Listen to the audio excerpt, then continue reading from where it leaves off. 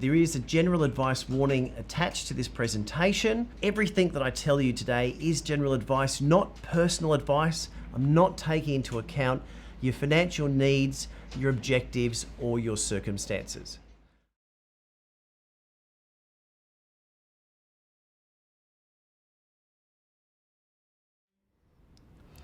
Hi, I'm Janet. And I'm Mark, and we're both from the IFF Technical Services team. And today we're going to talk to you about aged care. Mark, why talk about aged care? Why not wait till we're 80 to talk about aged care? Because, Janet, it can be complex. It can be overwhelming. Well, I suppose if your health slowly deteriorates, there is more time to look for aged care services. However, what if you have a fall or a stroke? Things happen suddenly. It's very stressful and it's an emotional time. So it's always good to know what to do if this happens. What's the other issue, Mark? Also, Janet, it's possible that you may not be able to make decisions for yourself. So in many cases, what we see is adult children making decisions on behalf of elderly parents. So if you have an elderly parent, it's important to discuss any arrangements that may be in place and identify their preferences. Yes, services can be delivered immediately at market rates. However, if you're looking for government subsidized services, then you need a bit of lead time because there are certain requirements that must be met. Where do you start with this? The first stop, Janet, is myagecare.gov.au. So it's a federal government website, myagecare.gov.au. So here you can learn about the different types of facilities available, you can learn about the assessment process and learn about the types of care. Now, if you prefer to speak to someone, there is an aged care hotline. Now, Janet, can you guide us through options at home? Sure. There are two main programs that deliver subsidized services at home to keep us living independently and longer at home. So the first one is the Commonwealth Home Support Program, and the other one is the Home Care Packages Program. If you only need one or two services, and these are basic, you might go for the Commonwealth Home Support Program. You can apply for this at the My Aged Care website, and to be eligible, you need to be at least 65 years old. You must also be assessed by your local regional assessment service, or what they call RAS. Your doctor, or if you call My Aged Care, can arrange this for you. The Regional Assessment Service Assessor will discuss and assess your care needs with you or your carer and approve certain services that you need, which can be provided by the Commonwealth Home Support Program. For example, such services can be transport to and from doctors, help with shopping, meal preparation, house cleaning and gardening, the installation of safety equipment such as handrails and ramps at home, and the provision of mobility aids. They can also organize for you to join social activities or for someone to visit you at home if you feel isolated. They can help with medication and also provide allied health services such as podiatry, occupational therapy, and diet management. Service providers are generally non-profit organizations that receive government grants, and so services are offered at lower than market rates. The question usually is, how much do you pay? You and your provider must agree on fees before service is delivered. If you're experiencing financial hardship, you can still receive services at a minimal cost or even for free. But if you need a higher level of care, there is the Home Care Package Program. So Mark, what's the starting point? Well, first, your aged care needs have to be assessed by what we call the Aged Care Assessment Team, or ACAT team. Now, if you're in Victoria, it's known as the Aged Care Assessment Service. So if you're eligible, the ACAT will send you an approval for a home care package. So approval from the Aged Care Assessment Team does not mean you have a home care package right away. Indeed, there are long waiting lists. Most of the packages have waiting lists beyond a year. And so with COVID-19, there's even greater demand for home care, and so the waiting times can be even longer. So when you're approved, when you have your approval, you should start looking for home care packages. Look for some home care providers. Narrow down to a couple that are suited to your needs, so that when a package is allocated to you, you can engage the provider straight away. Now, Janet, can you discuss the levels of home care and fees payable? Yes, of course. There are 4 levels of home care packages. There are packages that deliver basic care needs and those that deliver high care, or what they call level 4 home care packages. For each home care package level, the government assigns a certain budget which you can spend for approved care services.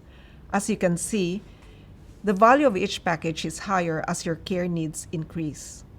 Depending on your income and your home care package, you may be asked to pay a basic daily care fee and an income-tested care fee, a fee based on your income.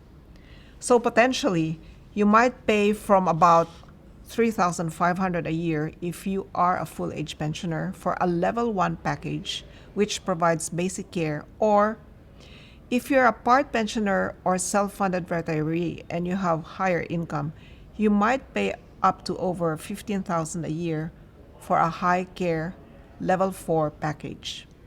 Home care packages are delivered on a consumer-directed care basis, which means you can choose your provider once you got your home care package allocated to you, work out a care plan with them, and choose which services you want delivered. The budget for your package level will be used to pay for the costs. However, fees differ among providers, so you have to compare fees with other providers and identify the services that are really important to you. If you go over budget, you might have to pay for the difference. And if you want services that are not included in your package, you can pay for these at market rates. So that's home care packages in a nutshell. But sometimes you can't really stay at home.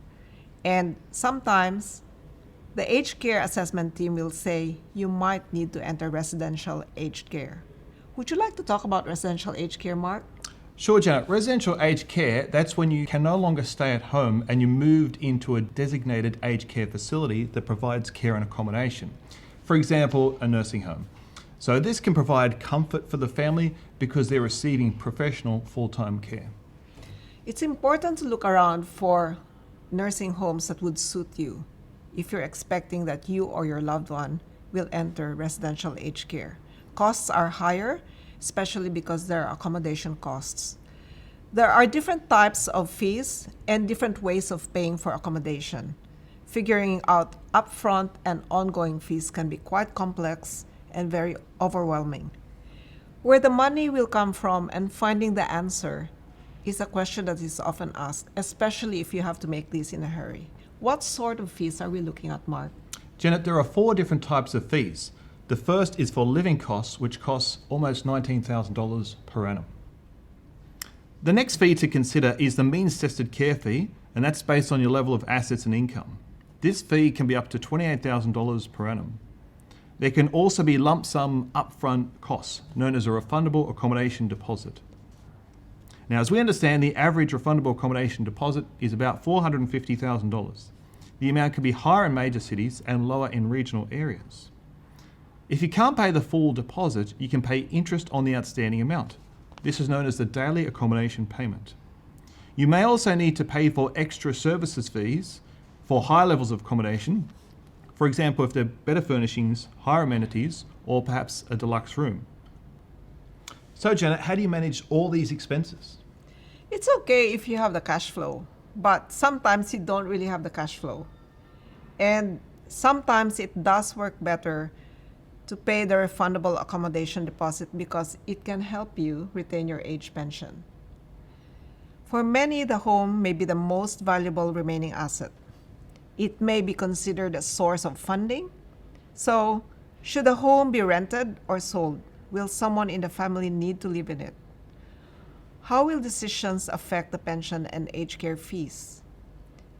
Can other investments be used? This is where a financial advisor can help. They can provide and explain the different payment options and its impact on the age pension, finances, cash flow, and aged care fees, so the person can make an informed decision. There are other considerations as well, such as if someone is making decisions for the person because the person no longer has capacity, will those decisions be as they intended? Will the sale of property or a certain investment affect the provisions of the person's will? So if a person no longer has capacity to change his or her will, then that can be an issue. Yes, Janet, sometimes you cannot make decisions on your own, and that's why it's important to plan ahead. It's important to have discussions with your family, because if you don't plan, if you don't have these discussions, decisions made on your behalf may not turn out as you expected. Now, Janet, do we have any concluding messages for people watching today? Navigating aged care options is like going through a maze. Most of us have kids to help us and take care of us, but some don't. So if you're one of those, then planning ahead becomes even more important.